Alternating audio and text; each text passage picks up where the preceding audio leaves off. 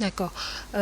donc yaa ngi dégg proposition bi ñoom xalaatuñ ne ça confirme un peu votre idée que conjoncture bi fépp la mais aujourd'hui idée bi mooy ñu permettre aux Sénégalais mu am ce pouvoir d'achat là en attendant ñuy trouver des solutions yéen parmi les solutions yi ngeen di proposer toujours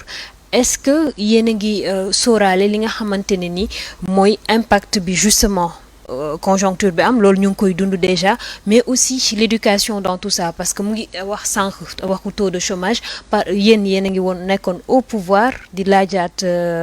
pour rester au pouvoir alors qu'il y a énormément de jeunes aujourd'hui qui n'ont pas de travail justement par rapport à ces jeunes qu'est-ce que vous prévoyez. waaw balaa may tontu ci loolu damay wax d'abord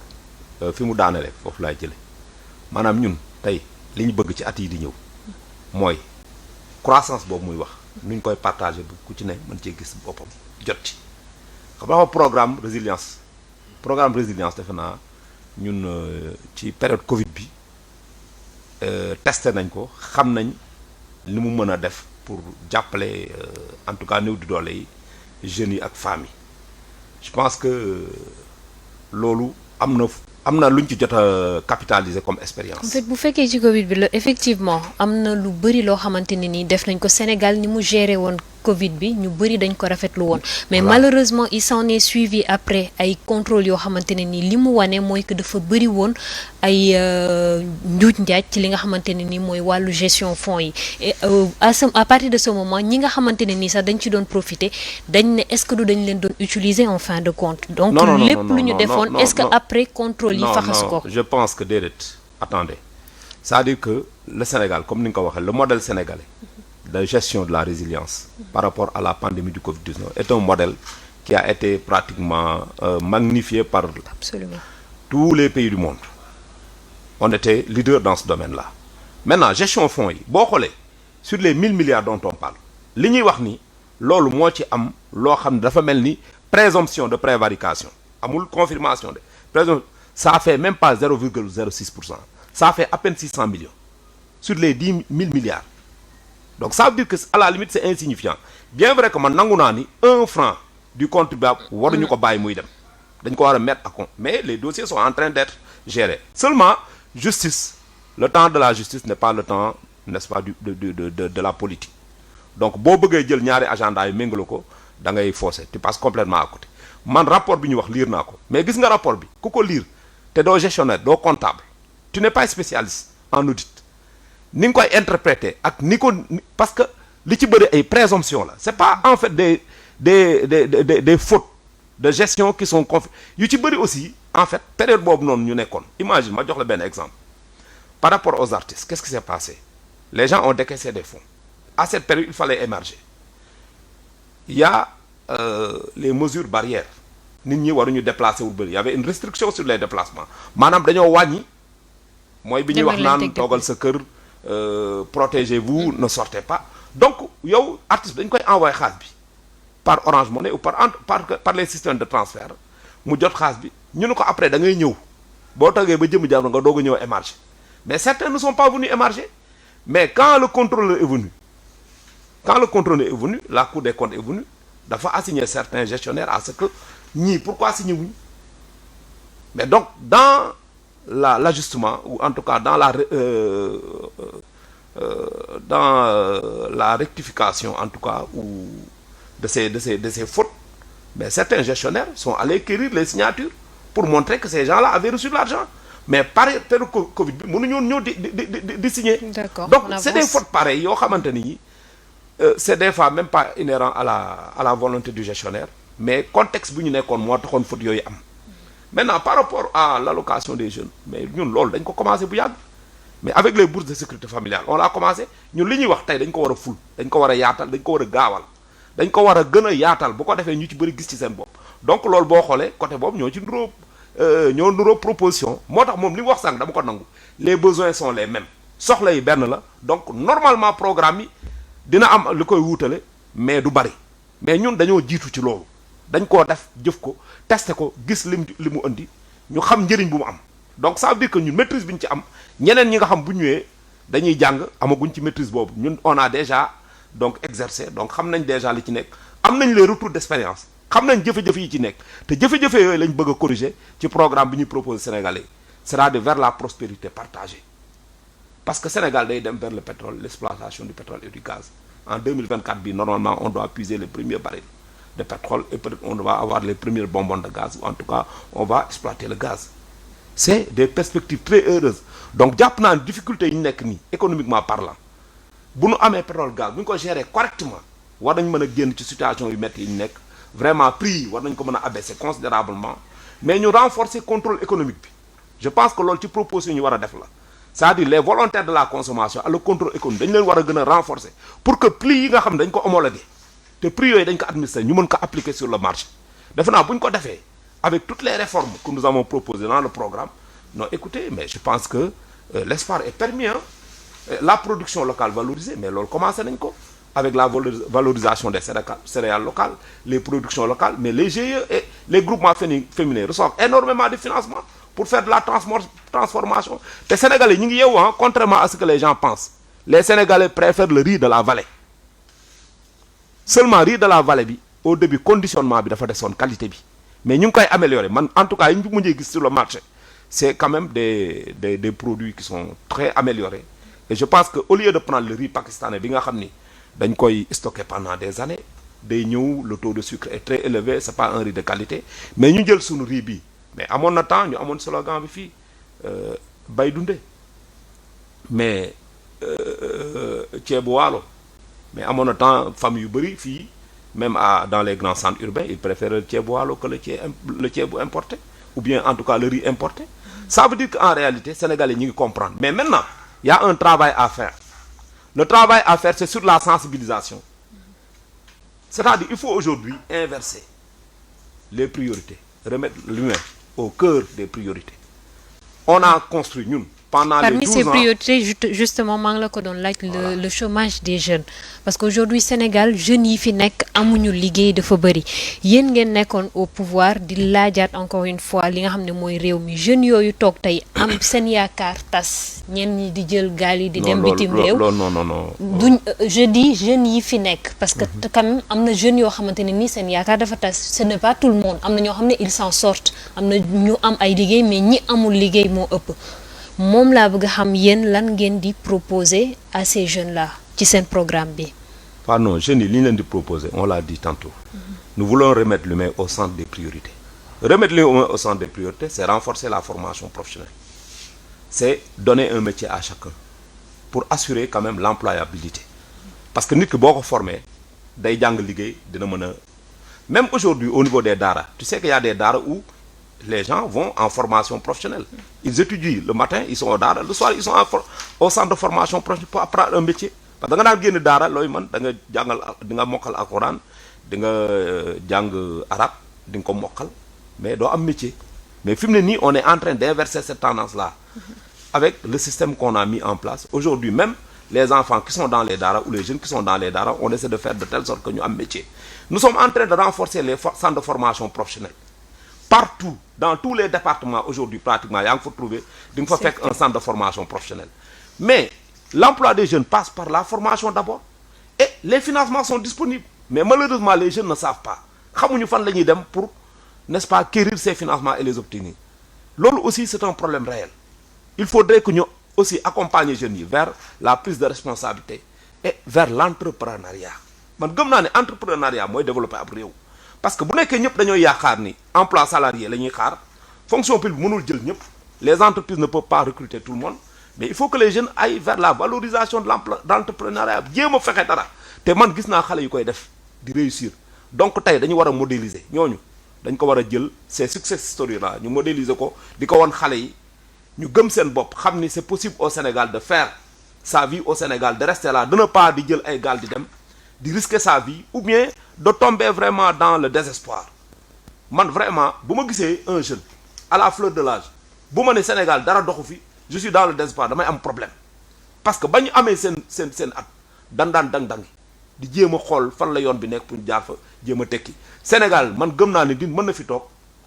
jàng fi am fi métier liggéey fi wa ilaa bu sam njàng ma bëndul nga jàngi métier nga liggéey fi mais mën a tedd taral sa njaboot loolu defe naa il faut que ñu wax ko jeunes yi mais ñun daal li ñu ci bëgg tey vraiment renforcer la formation professionnelle vraiment gën ko jox doole valoriser les sciences les techniques et l'enseignement des mathématiques les STEM et puis vraiment gën a renforcer n'est-ce pas les financements yokk ko bu baax a baax ba nga xam ne jigéen ñëpp ñi bëgg a liggéey dinañ ci jot xale yi ñi bëgg a am financement pour def entrepreneuriat mën a jot ci financement yooyu loolu moom tënk nañ ko suñu programme parce que nous voulons inverser les priorités mooy ñun tabax nañ ay infrastructures tabax nañ tali tabax nañ pont tabax nañ autopont li ñu ci def kenn xamul lu mu toll macha allah kar tabax nañ BRT tabax nañ TER arrêté guñ train bi ñu ngi koy remettre en service rail bi mi ngi ñëwaat ñu ngi koy remettre en service mi ngi doxaat loolu yëpp c'est des infrastructures loolu c'est les chemins du développement parce que pour nga am développement aussi da ngay am ay tali yu baax yu mucc ayib nga désenclaver les localités qui sont productrices parce que mi ngi koy wax sànq tey il faudrait que la production qu'on a à l'intérieur du pays ñu mën ko indi ba mu jotee ci marché bi ñi ko soxla mën koo jot beneen axe aussi boo xam ne ñi ngi ciy liggéey mooy vraiment transformer les produits locaux production Sénégal ci yenn domaines yi on est même excédentaire sur certains domaines mais le problème mooy nan lañ koy gérer parce que des fois la production elle est saisonnière bu dee mango dafa am période bu ñu koy am aujourd'hui on est à Diamniadio en train de construire des magasins de stockage pour que production bi bu ñëwee ñu mën ko stocker quelque part mën ko conserver ba keroog la saison des mangues par exemple bu jeexee ñu mën ko génnee di ko jaayaat parce que loolu mooy suñu problème tey problème essentiel bu ñu am même dans la zone des Niayes boo seetaanee reportage yi problème lañ dañuy am production en très grande quantité mais nan lañ koy stocker ba nga xam ne mën nañ ko comment dirais-je en tout cas garder ba nga xam ni peut-être bu amee rareté sur le marché mën koo génne di ko jaay loolu ci loolu lañ nekk di liggéey instant yi te defe naa bu ñu Sénégalais yi defalee confiance dama jàpp ni suñu première phase PSE bi moo doon vraiment travailler à développer les infrastructures renforcer n'est-ce pas les équipements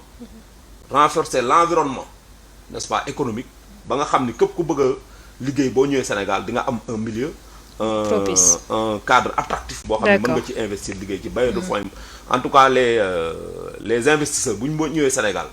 mën a am un cadre juridique et un cadre environnemental approprié pour ñu mën a investir loolu moo doon sunu mébét pour les 12 ans du président Macky Sall mais fi ñu jëm nii mooy vraiment on veut aujourd'hui renforcer le capital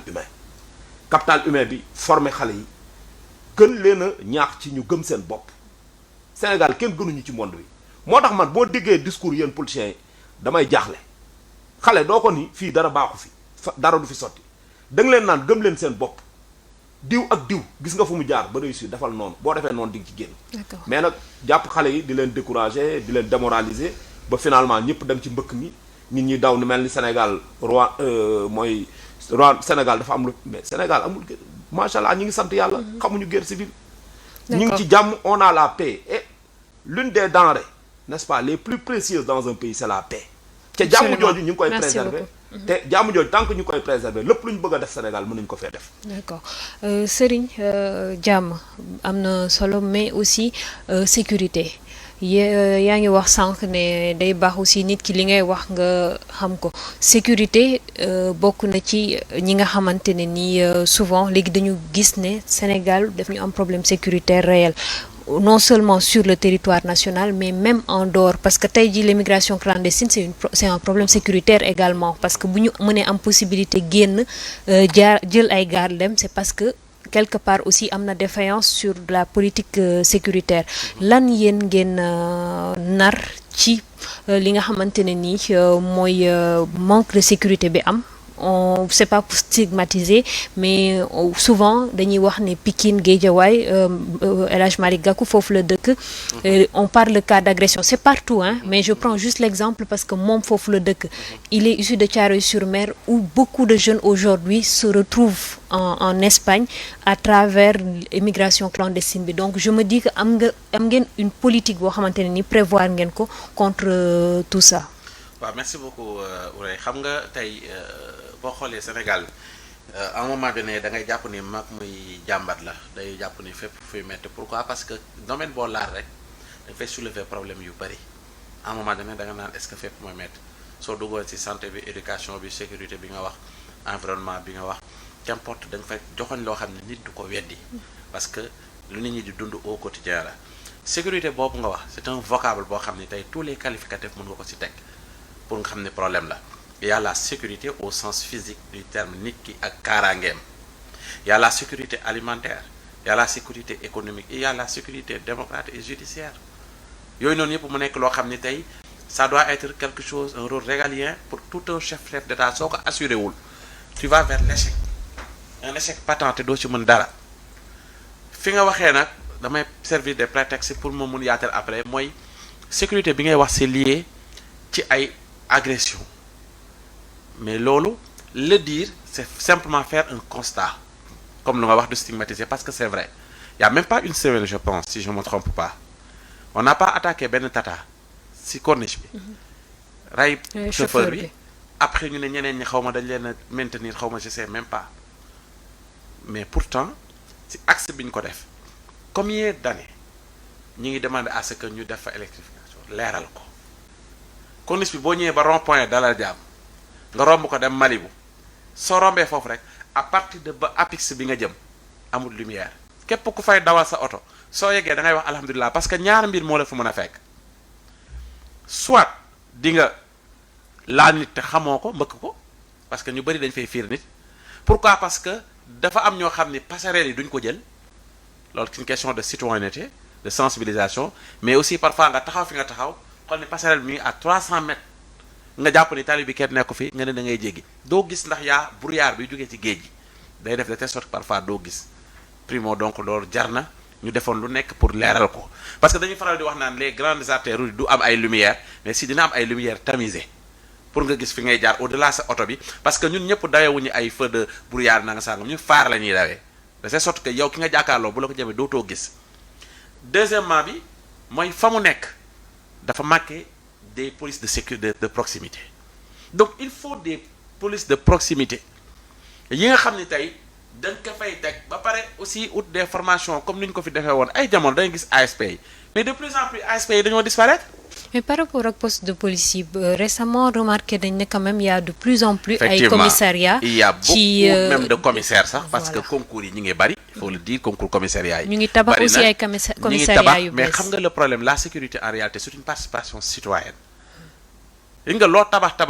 def ñenn ñoo xam ne dañuy xëy dañuy wàcc après ñu def ay rafle am na moment yoo xam ni duñ fa nekk et que comme que nu nga ko waxee il y a une forte densité juvénile yu toog liggéeyuñu amuñu si luñ jàpp loo xam ne mën na jàpp ni lii mën na leen maintenir day nekk lu précaire et à un moment donné xel yooyu daf leen jugal ñuy def des attaques. Donc fekkoon avec la participation citoyenne dans les grandes artères ci yenn quartiers yi dafa am des polices de proximité ñuy liggéey en parallèle avec citoyens yu nekk foofu quitte à ce que sax mu am subvention leen jox mu nekk des jeunes yoo xam ne dañuy def le tour en moment donné moom ay rafle gis nga poste de police fu ñu gën a bëri rek ñu am ay sécurité bu ñuy daw par guddi di xool rek dina wàññeeku mais da ngay toog lu yàgg loo xam ne da ngay gis ni loolu noonu du am mu nekk problème. Beneen problème bi mooy da nga wax léegi question de banlieue bi ci axe boobu mais lamb bi fa la nekk lamb bi heure bu tase à un moment donné da ngay mel ni policiers yi day mel ni spectateur ndaxte dañ leen di dépasser en nombre. Jeunes yi génn avec agression bu doy waar léegi nag loolu noonu tey boo koy xool jeunes yooyu jàpp ni ñoom dañoo désœuvré te li ñuy def kenn waru koo cautionner kenn waru ko def c'est des attaques c'est des infractions kon ci jàpp normalement dañ la war a làqjant bi àtte la bu ñu lay sens bàyyi ñu bàyyi la bu ñu lay dënd mais da ngay dem ba benn instant dafa nekk quelque chose boo xam ne c'est comme si un rituel ñu bëri bu làmb amee dañ naan xaar ñu wàcc xaar ñu tëj ba pare dañuy génn di défiler ci tali bi di traiter ay jaas def affaire nit ñi aux yeux de tout le monde kenn du ko wax foo munti dem sécurité boobu dafa am ba nit ñi ñemewuñu sax génn di dox. Maintenant lan mooy solution bi parce que au-delà de protéger nit ki mais nit ki bu amee ci lu muy jàpp di xëy di wàcc est-ce que dina tal jeune boobu nag foofu lañ ko war a xool moo tax gis nga biñ ci réfléchir ñun dañu jàpp ni il nous faut des mutations profondes attendues dans des domaines au-delà de la sécurité bi nga xam ne moom ngay wax suñu réussir le développement du secteur éducatif, le renforcement du système de la santé, diversification et compétitivité de l'économie, indépendance et l'efficacité de la justice, participation à l'inclusion citoyenne surtout fii suñu réussir loolu dina nekk loo xam ne tey emploi des jeunes boobu ñuy wax dañ koy satisfaire et emploi des jeunes boobu nga xam moo wax moo nekk la base de tous les problèmes parce que on ne dit pas l'emploi des vieux, on n'a pas dit l'emploi des ceux qui viennent de naître, on dit des jeunes parce que soo solee si digg doole sa yaay njaboote la nga war koo dimbali nga war a xool li nga xam ne mi ngi ci kër gi yow sa bopp nga toll ci marié mënoo marié faj sa soxla mënoo ko faj da ngay nekk quelqu'un koo xam ne tu développes des choses extraordinaires à l'intérieur soit da nga naan dund gu déegan ngay def mu poussé la ngay xalaat ay jël géej gi wala nga ne dama koy ñàkkante tax ay nit mënuñu fa nekk di dilapider les ressources di féex sa kanam di dawal yoo xam ne da nga naan déedéet gisoo ko seen xam-xam gisoo ko seen jàng gisoo ko seen mérite da nga jàpp ne lii suñu yor sama yëf la dama koy jëli léegi nag liggéey boobu noonu te xam ne tey jeunes yi di nga koy wax lenn rek moo koy régler Sénégal léegi luñ fa munti def bourse sociale yi ñuy wax baax na ñun revenu bi ñuy wax nii bañ nañ ko ba dañ ko tuddee plan de résilience sociale nekkul luy continuer normalement soo demee 1 an 2 ans 3 ans dafa war a arrêter parce que sa programme war naa suqaliku programme boobu nag nga xam ne moom mooy régler la difficulté juvénile le manque d'employabilité nga xam ne foofu noonu c'est vrai que li mu wax ci programme bu président de la république Macky Sall ci lu mu war a déroulé tey am na yenn yoo xam ne dañ ciy teg sa bët doo ko def mais soo leen laajoo suñu waxee seen aqulaay taala dañ naan la ñaari mbir moo ñu sonal mooy c'est l'emploi des jeunes et une question la démocratie judiciaire parce que justice à deux vitesses parfois dañ ko doon comprendre dañ ko doon gis di ko constater loolu la ñuy wax le bilan immatériel bi nga xam ne tey promesse bi nga amoon ak li ñu doon yaakaar ci côté boobu am na lu ci def mais dañ jàpp ni ñoom soo leen waxee dañ la wax lépp lu ñu def dañ la ko wax mais après quelque part seen continuité bi ñuy wax parce que dañ ne la continuité mais yemuñ ci continuité dañ ne continuité bi il faut que ñu xool lu suuxee ñu dem ko defaraat te lu suuxee emploi boobu def ci bokk qu'importe péripétie bu ñu koy defee maintenant nag ça passe par quoi ça passe à ce que lu ñu jàppee une forte industrialisation xam nga industrialisation boobu soo deful Sénégal une ville un pays industriel yàlla xam ne ni doo am li nga bëgg et un pays industriel mooy nga jël li nga xam ne tey à partir de foofu nga ko yaakaaree muy sa pétrole ak sa gaz parce que ñëpp a ngi koy wax tey aujourd'hui ñëpp dañu teg bët monde bi foo munti toll Sénégal la ñuy xool parce que dañu am benn ressource bu ñu découvrir boo xam ni ressource gazière ak ressource pétrolière boo xam ni waxuma la ay sénégalais yi de c'est-à-dire que Sénégal moo waratul xam ndóyul sénégalais moo waratul luy xiif luy mar sénégalais dawal oto waratul nekk luxe si moom dëkk si fay courant yi war na ko mun a wàcc gaz yi ñuy wax nii fay ko war na ko wàcc tey war nañ dem de telle sorte que li Kadhafi defoon aux populations koweïtiennes nga xam ni seeni bourse yi ñu doon am en France yi nga xam ne ñun dafa tolloon ay 162 euros bu nekkee demi-tour si la ñoom c'était à 3000 euros fayoo ndox fayoo courant sa kër fayoo dara loolu dañ fa toll ndaxte réserve yi ñu am dañ ko xaymaa dafa ëpp doole sax li nga xam ne ñoom ñoo si am léegi nag secteur boobu dafa am lu ñu ci xalaat pour terminer dañ ne une vision équilibrée sur le pétrole et gaz pour un avenir durable lu tax ñu wax ko mooy dañ ne les récentes découvertes hydrocarbures au Sénégal sont une bénédiction mais attention il y a ce qu'on appelle la malédiction du pétrole ñu war koo xool ñu ne kon nan la ñuy def ñu ne bu ñu demee ba xayma ko ba war koo exploiter ba war koo jëriñoo il va falloir ñu xool nan la ñuy def pour protéger ko si lañ xalaat ñu ne il faut avoir un cadre de surveillance et ce cadre de surveillance boobu et de gouvernance stratégique inclusive ñu ne lan lay def dafay nekk instance suprême pour les intérêts du peuple parce que suñ defee 2016 référendum bi article 4 bi daf ne woon les ressources naturelles appartiennent au peuple ñu am ci un droit de regard donc il faut mu am un cadre de surveillance si 3 points rek lañ ko defal ñu ne il faut un monitoring intersectoriel pour lan parce que dañuy bañ aussi suñu demee ba focaliser wu ci gaz bi ak ci pétrole bi jël suñu temps yépp mu impacter sur la pêche l'agriculture et la protection de l'environnement ñu ñëwaat ñu ne il faut une indépendance énergétique et cette indépendance énergétique boobu lu ñu ko tuddee dañ ne les contrats existants seront révisés pour assurer une indépendance une souveraineté maximale en matière d'approvisionnement en pétrole soo xoolee dañ ne seront révisés parce que ñu bëri en réalité xamuñu état danaan suñu fi ñëwee contrat bi dañ ko fiy jëlee y a des contrats yoo xam ne kenn mënu ko fi jëlee y a des contrats yoo xam ne mënoo ko sax révisiter mais am na yeneen yoo xam ne mën nga ko xoolaat boobu nag c'est pour l'intérêt du peuple troisième point bi ñu ne il faut un patriotisme économique nag gis nga mooy lan mooy ñu dénk la nga def transparence ñu dénk la nga def reddition des comptes ñu dénk la nga def l'homme qu'il faut à la place qu'il faut ñu dénk la nga def la répartition des richesses équilibrisme boo xam ni yow moom nga war a liggéeyee mais ñu dénk la nga am contrôle sur les agents parce que aujourd'hui ñun ñuy def politique yëpp ñenn ñi sa mbokk yi ñuy gaaw nan la saa affaire war na tekk xam naa bu affaire yi doxee parce que ñi déjà ñu ngi lay inclure coono gi léegi mu jeex bu ñu la nommé alors que suñu la nommé xam nga la nga war a def ñaar acte nga war a njëkk a def suñu la nommé fenn ak fu ñu la mënti nommé mu nekk loo xam ne jox nañu deniers publics am nga ndombal tànk am nga signature buy mën a nommé bu fale ñaari mbir nga war a njëkk a def li nga war a njëkk a def mooy da nga war a jàpp ba set bu fekkee ni dañ bokk ci giine jullit gi feneen nga dem prière nga julli ñaan yàlla sagal la suturaal la ci li ñu la jox parce que da nga foog ni ora la mais daf la nar a sànk boo deful ndànk yan bi woyof deuxièmement la nga war a def dox ba say waajur bu ñuy dund ak buñ dundul ñi fi nekk nee leen lii lañ ma dénk ñaanal leen ma ndax mu barke ñu dellu suñuy valeur soo ko defee dina am léegi nag après ñu jël Sénégal nag def loo xam ne aussi tamit passe bi daf ko wax mooy bu ñu fàtte ni le monde numérique lañ ne il faut faire un Sénégal un hub numérique mu am attraction numérique valoriser suñu culture valoriser suñu art suñu artisanat def le made in Sénégal ba pare aussi def de telle sorte que la technologie soit au socle de toute éducation ñu def système STEM mooy def science technologie mathématique ingénierie foofu la ñu war a yegg ci développement donc je pense que suñu parvenir situation boobu nga xam ne xool nañ pauvreté bi xool chômage bi xool environnement xool insécurité bi nga wax ne alimentaire physique xool li nga xam ne lépp la mais suñu parvenir corréler nos ressources avec ñu suqaliwaat comme ni ñu waxee suqali Sénégal suñu économie intérieure bi ñu amoon nañ Bata amoon nañ Sodefitex amoon nañ Salin raay bi nii amoon nañ ko on avait Sotiba Simpafri aujourd'hui yére yi ñuy sol yëpp soxlawuñu ko woon et on a les meilleurs tailleurs du monde wala nañ leen mën a labelliser artisanat bi tourisme bi culture bi ñett yooyu ñooy ànd ñu mën a dox suñu amee loolu ba pare dañuy ñëwaat jël le secteur informel travailler ko bu baax former leen bu baax ba nga xam ne aujourd'hui dañ naan Sénégal de daa am ñuy def émigration clandestine ñaan ko du jógee feneen pour ñëw Sénégal et que suñu doom yi duñu jëleeti géej suñu rakk yi duñu ko jëleeti ñu am envie aussi diaspora bi mën a ñibbisi ba pare bu ñu ñibbisee ñu mën a am accueil bu favorable professionnellement parlant te loolu les ressources humaines mi ngi fi de tout bord de tout bord et je pense que foofu noonu dinañ fa yegg et que prévoir nañ ko suñu programme bi prévoir nañ ko si au-delà de notre plan de résilience et que je pense que daal une fois élu wala une fois ñi Sénégalais yi tànn war nañ def la conjugaison et la synergie des forces pour ñu atteindre li nga xam ne Sénégalais moom la ñuy xaar. D'accord. Une fois élu, yéen monsieur John ngeen nekk dans la continuité aujourd'hui ce qui était prévu à la fin ponk yi nga xamante ne nii waxtaanewuñ ko ñu jox leen ku ci nekk 2 wala 3 minutes nga tënk ko mais mu mel ni Serigne moom jot na ci anticiper donc dama lay bàyyi yow nga ñëw ci ponk yi nga xamante ne nii mu ngi seen programme te jotuñu ko waxtaanee ndax émission bi léegi mu jeex. jërëjëf ñun suñu programme dafa tënku ci ñetti axe ba ñeent premier axe bi mooy inverser l'ordre des priorités maa la koy wax sànq. tabax nañ tali tabax nañ ay pont tabax nañ ay autopont tabax nañ BRT tabax nañ TER pour faciliter n'est-ce pas la mobilité des gens lutter contre les pertes de ressources qu'on avait par rapport à aux embouteillages tey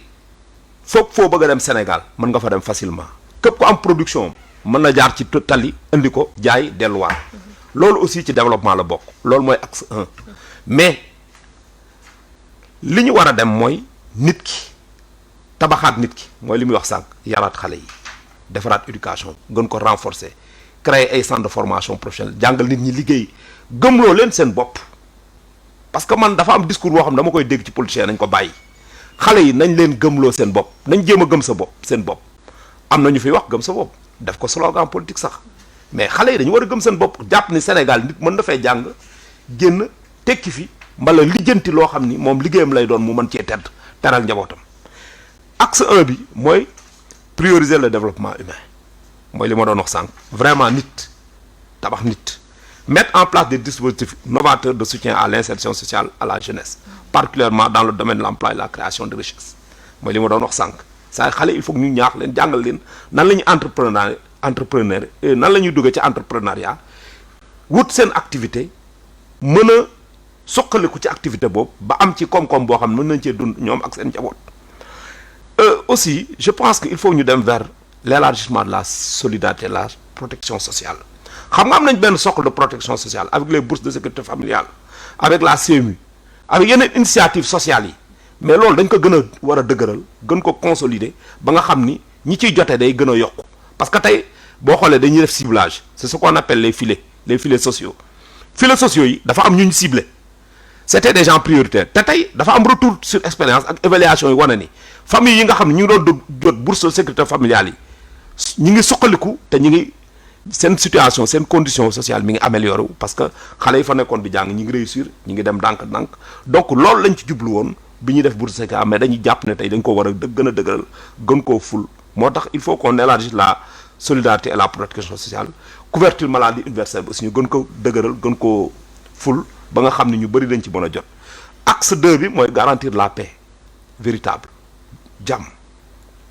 respect du principe de la séparation des pouvoirs pouvoir bu ci ne mën a vraiment di évoluer librement par rapport à l'autre mu bañ a am ay interférences que le pouvoir exécutif di interférer sur le pouvoir législatif ou le pouvoir judiciaire yooyu defe naa mën nañ cee gën a liggéey gën koo kii bien vrai que gëm naa ni la séparation des pouvoirs réalité la au Sénégal ah gëm naa ni am na mais mën nañ ko gën a dëgëral gën koo ñoŋal gën koo rafetal œuvrer pour des lendemains n'est-ce pas yi nga xam ne élection bi ñu ci jógee rek dañuy reprendre dialogue national bi nga xam dañ ko initier xam nga Sénégal c'est très rare nga gis dans un pays au monde un pays où on a institué une journée nationale du dialogue loolu Sénégal la am donc dialogue national dañ ko war a def institution bu ñu jógee ci élection yi lendemain normalement tous les acteurs de toute sensibilité confondue opposition radicale opposition modérée droite gauche libérale socialiste war nañu mën a toog ñun ñëpp waxtaane réew mi parce que li mu wax dafa am solo tey suñu ponk programme am na ponk yu bëri yoo xamante ni boo xoolee boo ko méngalee dafa nuroo mais pourquoi tey bu ñu faloo ñun ëllëg parce que ñun expérience la ñu am expérience boobu ñu am moom la ñuy wax sénégalais nañ ñu dénkaat bu ñu dénkaatee sur la base de l'expérience et de la maîtrise n'est-ce pas en tout cas de la maîtrise du champ sur lequel on est en train n'est-ce pas d'évoluer yaakaar naa maîtrise boobu ñu am na ñu bëri ñoo xam amaguñu bu ñu ñëwee dañuy jàng te ñun loolu mokkal nañ ko ba pare parce que def nañ fi 12 ans bu ñu falaatee dañuy ñëw ful continuer mais bu boobaa dañ soxla seen xalaat ñoom mën nañ leen woo ñu toog waxtaan xool orientation majeure yi nan lañ koy tënke jël programme peut-être méngale ko xool li nga xam ne moo gën ci programme ñu jël ko doxal ko parce que ñun on est des gens ouverts nee naa leen président Amadou Ba c'est un homme ouvert il est pour l'inclusion et la participation. Il n'a pas de barrière. Si toutefois falu leen est-ce que pare ngeen pour mettre à profit seen expérience ci yi nga xamante ni ñoom lañ fal. Bon c'est vrai que ñun envisagé wu ñu bañ a falu ah ñun on passe au premier tour avec plus de 53%. wax jee bari rek mais le 24 dimanche 24 incha allah wallaay ñun gëm nañ ni Sénégalais yi gëmuñu nelawuñu xam nañ ñi am maîtrise sur la gouvernance ñi am maîtrise dans la gestion des affaires publiques. ñi nga xam ni seen parcours gis nañ ko ñun suñu candidat parcours am macha allah c'est le meilleur profil que tu trouves sur le terrain en matière de gouvernance il connaît très bien l'administration il connaît la fonction publique il a été haute sphère de l'État donc nekkul koo xam day ñëw di jàng il connaît les grands dossiers de l'État parce que ku nekkoon directeur général des impôts et domaines nekk ministre de l'économie des finances jóge fa nekk ministre des affaires étrangères nekk premier ministre kooku dafa am parcours boo xam ni c'est un parcours excellent donc il maîtrise l'administration il connaît la gouvernance donc orienter la diplomatie vers plus d'intégration africaine am na ñuy proposer ne tey dañoo war a génn ci CFA bi mais c'est extrêmement grave au moment où on parle de grands ensembles de blocs communautaires te yàgg nañ fi wax loolu ba ñuy nekk xal la ñu ko jàngal l'unité fait la force am déet Cheikh Anta wax na ko nos micro-États africains ne sont pas viables donc on est en train d'aller vers une intégration africaine avec des cercles concentriques l'UEMOA, la CEDEAO, avec une monnaie unique, nous allons liguer vers l'éco. Les gens proposent à ce qu'on revienne en arrière, nous créer une monnaie locale, une monnaie nationale. Elle n'est pas viable, elle n'est pas bonne, et c'est une source de recul. C'est une source, autant pour moi, de recul. Nous dello ginaaw lolu baxul motax ñun liñ proposer moy vraiment une diplomatie orientée vers l'intégration et plus de souveraineté. Parce que ñun gëm nañ ni Afrique dafa wara gëna liggéey ci mom bopam ci lepp nak mom bopam ci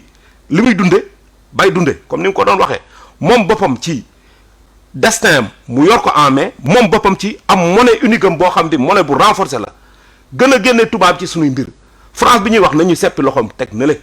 te ñu continuer ñun Sénégal liggéey ci ñun li nga xam ne mooy suñuy force yi ñu am ñu valoriser ko faiblesse yi ñu jëm ko corriger ñu avancer c'est possible d'y croire axe 3 bi partager la prospérité foofu lay mujjee maanaam koom-koom gi ak li nga xamante ni naataange lay doon dañ ko war a séddoo moo waral kaar naataange mooy lépp loo xam ni koom-koom la ressources naturelles pétrolières gazières dañ ko war a séddoo président Amadou Ba dafa proposer ñi nga xam ne mosu ñoo liggéey bu ñu demee ba 65 ans ñu defal leen ay allocation de pension képp koo xam ne mosoo liggéey nga toog ba 65 ans macha allah yàlla may la gudd fan ba 60 ans 65 ans mosoo liggéey ñu defal la pension pour nga jot ci li nga xam ni ci nguur gi lay jóge gis nga bourse de sécurité familiale yi retour yi ñu ci am ci expérience mooy dafa am ñu ko rafetlu lool parce que dafa am ñoo xam mosuñoo xëy mosuñoo gont yor seen gopp di bay toog ba état fekk la fi nga nekk ñun la chaque mois am nga 25000 francs am na góor goo xam bi ñu ko nee fii nguur gi de wax dëgg saal waroo leen wooteel xam lu ma la dafa leen ni man ba ma juddoo ba tey ba am at yi ma am mosumaa yor dërëm boo xam ni daa jóge ci nguur gi ñëw ci man dërëm boo xam état moo ma ko jox lii salaire bii état di ma ko jox parce que moom salaire la ci moom ndax bu ko jotee di faj ay soxlaam lii ku ma ko bëgg a xañ wallaay du caaxaan ma dog ak yow àdduna ba alaxira te jàpp naa ni kii ki def lii ku baax la parce que xam na jafe-jafe yi ñu dund tey man sama dignité parce que amoon na temps bu fin du mois jotee damay leb mais fi mu ne nii lebatuma boo bëggee lijjanti faj samay soxla man damaa jàpp ne dispositif de filets sociaux yooyu sécurité sociale boobu protection sociale yooyu ces dispositifs de protection sociale ces dispositifs en tout cas ces politiques sociales là visant l'inclusion maanaam kenn bañ a kenn ku ne sénégalais bu ci ne foo mën a nekk nga gis sa bopp ci li état di def yooyu dañ ko war a gën a dëgëral vraiment bu ñu ko dëgëralee yaakaar naa ni Sénégal ce sera un pays qui fera bon vivre man gëm naa ni les perspectives du Sénégal sont des perspectives heureuses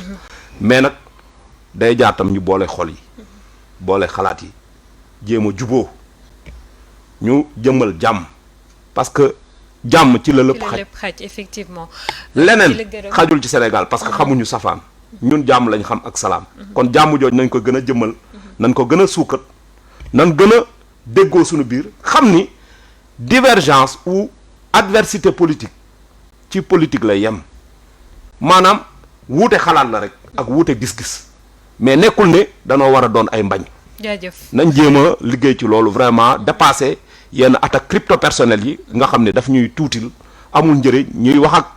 sénégalais ci programme yi